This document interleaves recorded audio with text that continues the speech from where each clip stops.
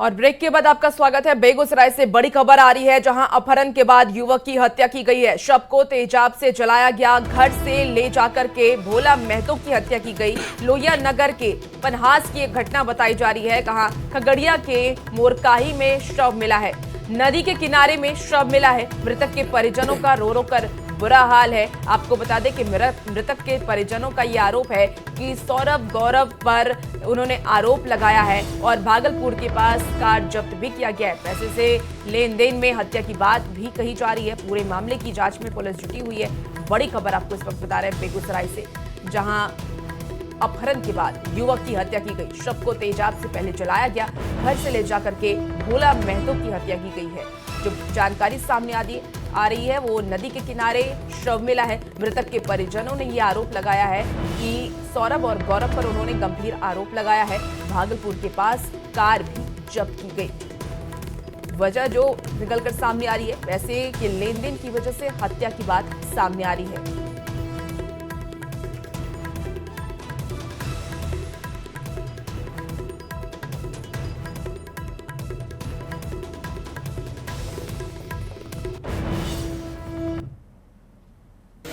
ग्यारह तारीख शाम को 7 बजे उसको फोन पर बुलाया और क्या बात क्या नहीं किया वापस में, और उसको गाड़ी पर बैठा करके वो उसको ले चला गया। अच्छा। उसके बाद बोला हमको कि एक में से आओ 5 लाख रुपया लेके जल्दी फुर्ती में। हाँ। कौन मांगा रहा था? सौरभ और गौरव कहाँ का रहने वाला है? बिहार के। समस्तीपुर से बड़ी खबर, जहां बदमाशों ने एक युवक को गोली मार दी। मारपीट के बाद युवक को गोली मारी गई। सदर अस्पताल में भर्ती कराया गया है। रुपए के लेन देन में गोलीबारी की। कर्पूरी ग्राम थाना इलाके की यह घटना सामने आई है, जहां पर गोलीबारी हुई है। युवक फिलहाल इलाजरत है। मारपीट के बाद से युवक को गोली मारी गई। सदर अस्पताल में भर्ती कराया गया है। इलाज जारी है। पुलिस भी मौके पर पहुंची है। बयान उसका लिया गया है। कर्पूरी ग्राम थाना इलाके की घटना सामने आई है।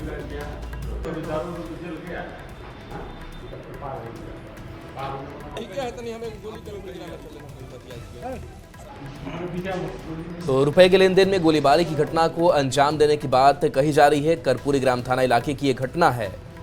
पुलिस भी अस्पताल पहुंची है और बयान इस पीड़ित का लिया गया है। बदमाशों ने युवक को गोली मार दी। पैसे के लेन देन से जुड़ा हुआ यह मामला।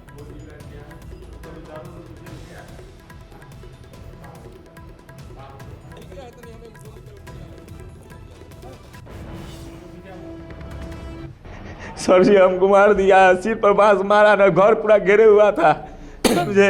और उसके बाद पूरा गांव रखे था, गंगा रखे था। उसके बाद जो एक बात हमको मारा, हम बैक हो रहे थे मदरसा के सामने से, तो पीछे से हमको मारा गया। आज शाम को मोहम्मद निहाले हैं जो नीरपुर के रहने वाले हैं। कल 2 लड़का आपस में झगड़ रहा था इनके गांव का। उसी दौरान इनका एक छोटा भाई है मोहम्मद अंजार, उस झगड़ा में जो है उसमें कूद गया, जिससे कारण जो है उन दोनों का आपस में झगड़ा इस अंजार से हो गया। और आपस में ये लोग कल भी जो है एकजुट होकर के आपस में झगड़ा किया लोग। और पूर्वी चंपारण के रक्सौल में नेपाल से आ रहे 4 मानव तस्कर को एसएसबी ने गिरफ्तार किया है। जवानों ने भारत मैत्री पुल के पास चारों को एक लड़की के साथ गिरफ्तार किया है। मोहम्मद शाहिद अंसारी, साहिल अंसारी, गोलू अंसारी, सुभान अंसारी सीतामढ़ी के रहने वाले एक लड़की को बहला फुसला करके रास्ते उसे नेपाल ले गए थे। और सभी तस्कर नेपाल में 8 दिनों तक एक किराए के मकान में लड़की के साथ रुके। शाहिद अंसारी ने लड़की से शादी करने का झांसा दिया था और लड़की के साथ लगातार उसे गुमराह करता रहा। और इस दौरान नेपाल से लौटने के दौरान एसएसबी के जवानों ने चारों मानव तस्कर और लड़की को हिरासत में ले लिया है। जब पूछताछ की गई तो ये जानकारी मिली कि लड़की सीतामढ़ी के बेलसंड थाना इलाके की है और बेलसंड थाने में ही लड़की के पिता ने 4 अगस्त को एफआईआर दर्ज भी करवाया है।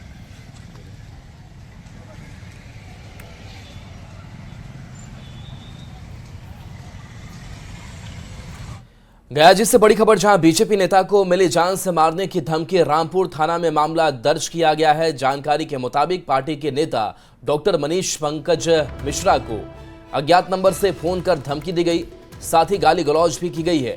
धमकी भरा फोन 17 अगस्त को आया। रामपुर थाना पुलिस ने शिकायत को गंभीरता से लेते हुए केस दर्ज कर जल्द कार्रवाई का आश्वासन दिया है। वहीं बीजेपी नेता ने सुरक्षा की मांग की है। इस मामले में मंत्री संतोष सुमन ने कहा कि इस तरह की धमकी देने से डरने वाले नहीं हैं। कुछ विरोधी दल के नेता हैं जो हताश हो चुके हैं और हताशा में इस तरह की बात कर रहे हैं। ऐसे लोगों पर कार्रवाई की जाएगी।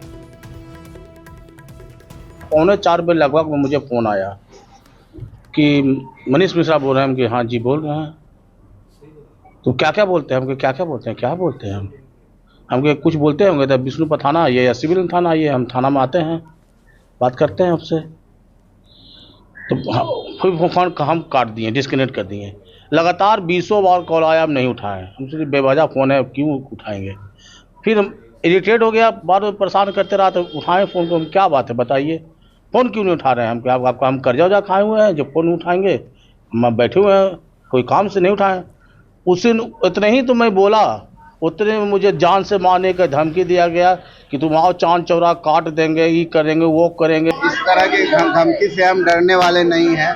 कुछ लोग विरोधी जो लोग हैं जो हताश हो चुके हैं और हताशा में इस तरह के बात कर रहे हैं, धमकी दे रहे हैं। लेकिन आज के सुशासन का राज है, आदरणीय नीतीश कुमार जी का राज है। धमकी देने वाले सलाखे के पीछे रहेंगे।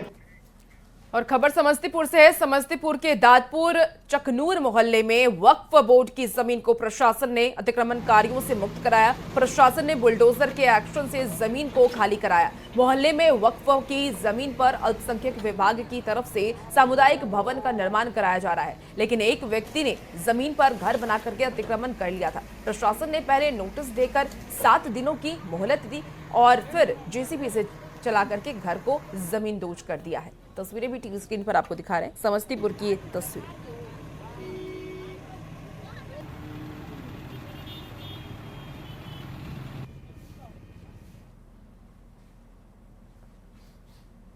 उद्देश्य भवन बना है जो आम पब्लिक के लिए है, वक्फ की जमीन पे बना है।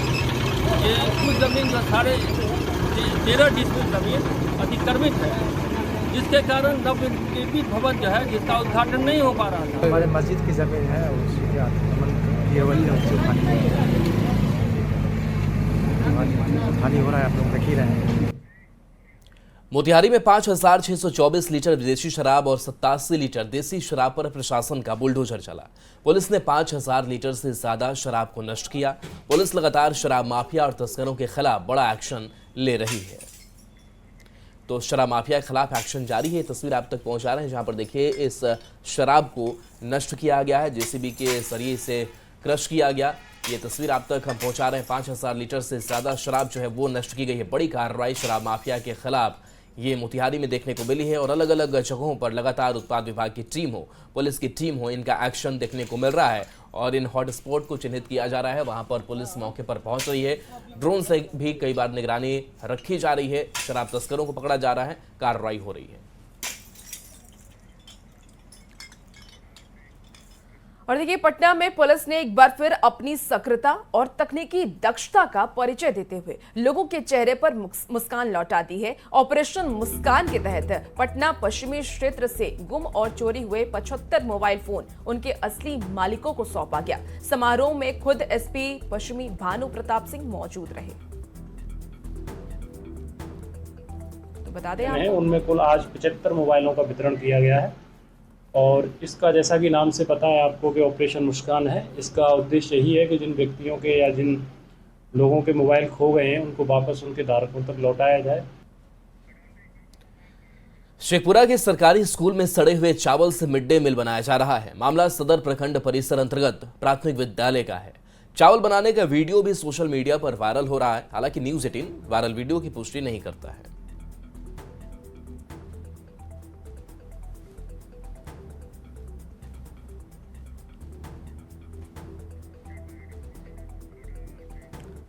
और अब खबर बड़का गांव से है, जहां बड़का गांव की पूर्व विधायक अंबा प्रसाद ने ऋतिक कोयला उत्खनन कंपनी के खिलाफ मोर्चा खोल दिया है। ऋतिक कंपनी जो कि एनटीपीसी के अधीनस्थ कोयला उत्खनन करने वाली कंपनी है और पूरा मामला जमीन अधिग्रहण और मुआवजा से जुड़ा हुआ है। अंबा प्रसाद का ये आरोप है कि आंध्र प्रदेश की एक कंपनी यहां अवैध खनन कर रही है और आवाज उठाने पर उन्हें धमकी दी जा रही है। साथ ही राजनीतिक करियर खराब करने की भी धमकी देने का आरोप उन्होंने लगाया है। प्रशासन और माफियाओं के गठजोड़ का भी आरोप उन्होंने लगाया है। साथ ही ये भी कहा कि प्रशासन मुख्यमंत्री की आंखों में धूल झोंक रहा है। कंपनी के खिलाफ अंबा प्रसाद ने केरेजारी थाने में आवेदन भी दिया है। वहीं ऋतिक कंपनी ने पूर्व विधायक के सारे आरोपों को बेबुनियाद बताया। कंपनी का ये कहना है कि निजी लाभ और गैर कानूनी ढंग से मुआवजा पाने के लिए सभी आरोप लगाए जा रहे हैं। इस तरह के इलीगल माइनिंग करने वाले कंपनी में एक कंपनी जो ऋत्विक है, जो कि जिसके मालिक है सीएम रमेश, जो भाजपा से सांसद हैं आंध्र प्रदेश से, और 2000 किलोमीटर से चल के वो यहाँ झारखंड में खनन करने आते हैं। और जब मैं उनके अवैध जो इलीगल माइनिंग अवैध खनन के खिलाफ मैं आवाज़ उठाई तो मुझे वो फ़ोन करके उनके भाई धमकी दिए। महिला को, एक पूर्व विधायक को, वो एमडीओ जो मतलब ऋत्विक के मालिक हैं, उसके भाई मुझे कॉल करके धमकी दे रहे हैं कि मेरे राजनीतिक करियर को तबाह कर देंगे। कि क्या हजारीबाग के प्रशासन सीएम रमेश, सीएम राजेश के साथ मिले हुए हैं? क्या उनके अवैध खनन को इतना संरक्षण मिल रहा है? सर, कंपनी का स्टैंड क्लियर है कि हम किसी भी तरह के अनुचित डिमांड जो भी पूर्व मंत्री के द्वारा किया जा रहा है वो नहीं मानने जा रहे हैं, और जो वैलिड डिमांड है वो ऑलरेडी एनटीपीसी ने पूरा कर दिया है। एक सही तरीके से जो कि गवर्नमेंट का फॉर्मेट है, उस फॉर्मेट के हिसाब से पेमेंट ट्रिब्यूनल में करके प्रॉपर नोटिस देके और उसको डिमोलिश किया गया विद मजिस्ट्रेट ऑर्डर। देखिए सर, ये आरोप एक तरह से पूरी तरह से बेबुनियाद है।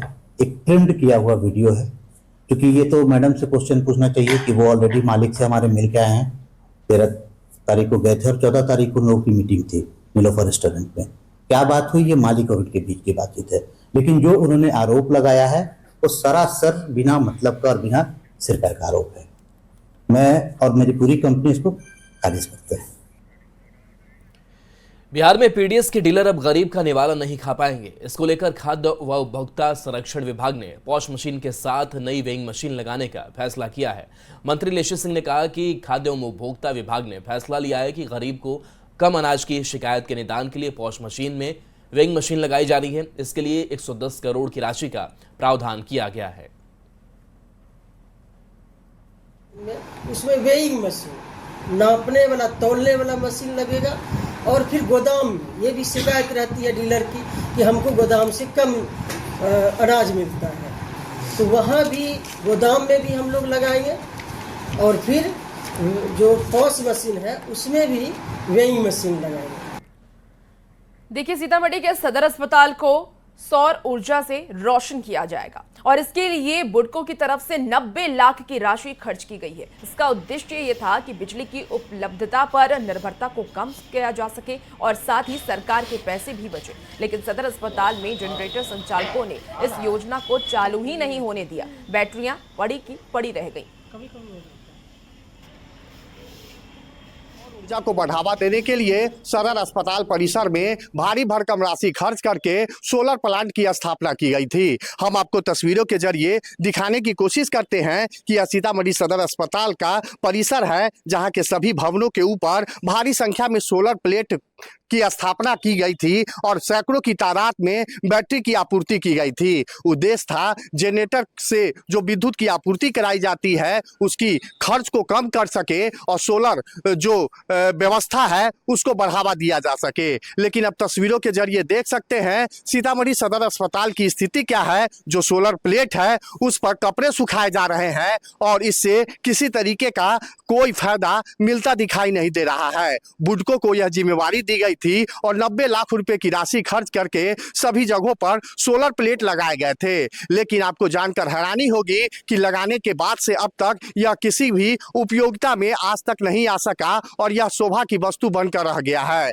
स्थानीय लोग बताते हैं कि जनरेटर संचालकों की मनमानी की वजह से इस योजना को कभी भी पूरे तरीके से कार्य रूप में नहीं लिया जा सका और आज की तारीख में यह पूरी तरीके से शोभा की वस्तु बनकर रह गया है। तो भारी भरकम भरकम राशि खर्च करने के बाद भी सीतामढ़ी सदर अस्पताल को सोलर पैनल की व्यवस्था से किसी तरीके का कोई लाभ नहीं है और महज यह शोभा की वस्तु बनकर रह गया है। राकेश रंजन, न्यूज 18 सीतामढ़ी। अब बात झारखंड की उन बेटियों की जो मिट्टी की झोपड़ियों और अभावों से निकलकर देश का नाम रोशन कर रही हैं। लेकिन विडंबना यह है कि जिस गांव से नेशनल और इंटरनेशनल खिलाड़ी निकल रही हैं, वही गांव नशे की गिरफ्त में है। देखिए संवाददाता संजय कुमार सिन्हा की इस खास रिपोर्ट को।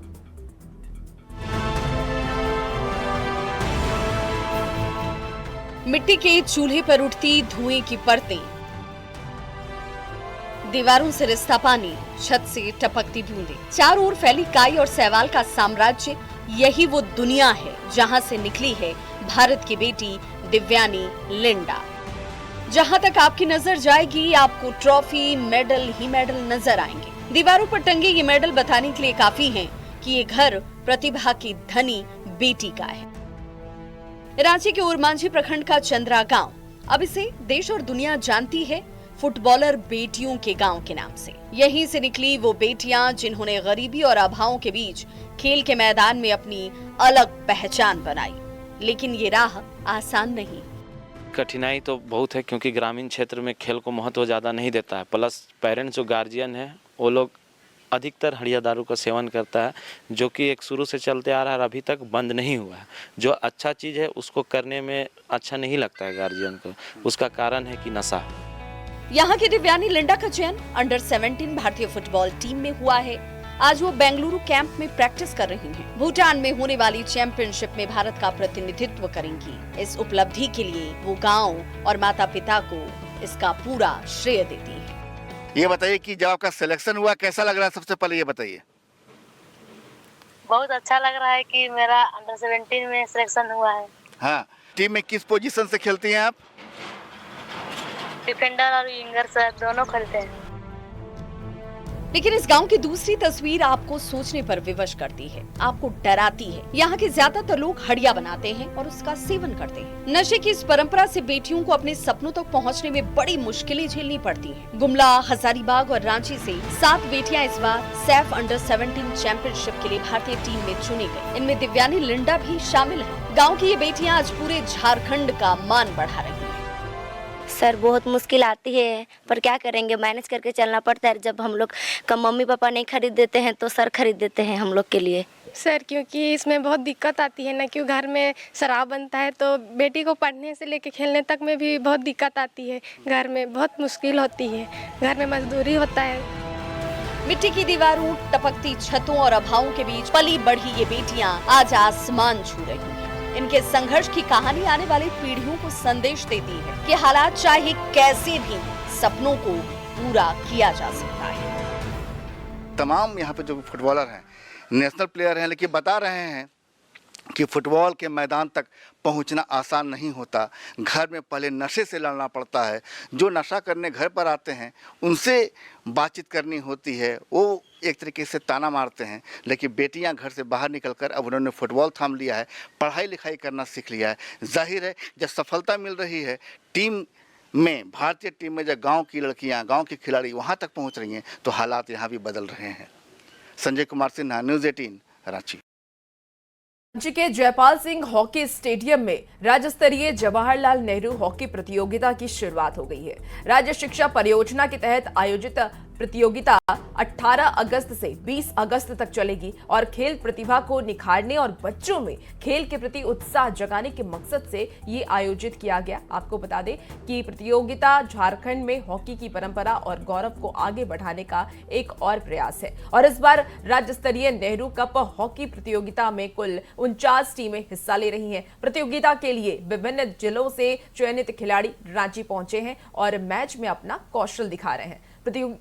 प्रतियोगिता 3 वर्गों में आयोजित हो रही है। ये टूर्नामेंट का आयोजन किया जा रहा है और राज्य से लगभग 900 बच्चे इंक्लूडिंग उनके कोच मैनेजर्स को मिला के 900 बच्चे यहाँ पे भाग ले रहे हैं जो डिस्ट्रिक्ट लेवल में चैंपियन होकर यहाँ पे खेल रहे हैं और यहाँ से जो भी बच्चे विनर्स होंगे वो फिर नेशनल लेवल के लिए हम लोग उनको भेजेंगे खेलने के लिए। जो बच्चे लोग आए हुए हैं 24 जिला से और अच्छे बच्चे हैं। मैंने बहुत देर तक खेल भी देखा और ये बच्चे काहे कि फर्स्ट टाइम तो ये एस्ट्रोटर्फ पर खेल रहे हैं, थोड़ा इनको दिक्कत तो हो रहा है, लेकिन ये बच्चे आगे बहुत आगे तक जाएंगे। हॉकी झारखंड इनके ऊपर पैनी नजर रखी हुई है और अच्छे बच्चे का सिलेक्शन किया जाएगा। भागलपुर में गंगा का जलस्तर तेजी से कम हो रहा है। पिछले 24 घंटे में 13 सेंटीमीटर गंगा का जलस्तर कम हुआ है। हालांकि कहलगांव में गंगा खतरे के निशान के करीब बह रही है। कई इलाकों में अभी भी पानी भरा हुआ है, जिससे लोगों की दिनचर्या प्रभावित हुई है। हालांकि पानी कम होने से निचले इलाके के लोगों ने राहत की सांस ली है। जलस्तर तेज गति से कम हो रहा है, लेकिन लोगों की परेशानी कम नहीं हुई है। तस्वीरों में साफ तौर पर देख सकते हैं किस तरह से अभी भी गंगा में उफान है, लेकिन राहत की बात है कि जिस तरह से लगातार गंगा का जलस्तर बढ़ रहा था तो वो अब कम हो गया है। अभी भी भागलपुर के कई जगहों पर गंगा खतरे के निशान के करीब बह रही है। खासकर सुल्तानगंज में गंगा खतरे के निशान के करीब बह रही है। भागलपुर में भी गंगा खतरे के निशान के करीब बह रही है।